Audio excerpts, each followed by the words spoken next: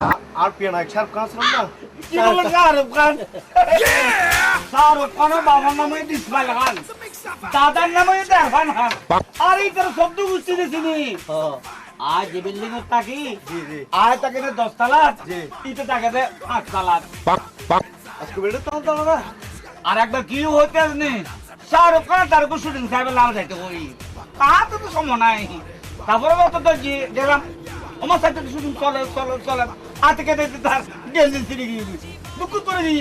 আর আজ যদি হঠাৎ খাই বুঝছো তাদের আর কি অসুবিধা দেখি গঞ্জি আর গেল ওই যে কুচকুচ কোথায় এটা গঞ্জি দিবে হচ্ছে सीतारंगे में क्या गंजी भेदी আরে এখন যে হচ্ছে না হ্যাঁ ये ओमपुरी दी ओमपुरी एक्शन जी की बेल है ओमपुरी दी तो बोले हां बता साले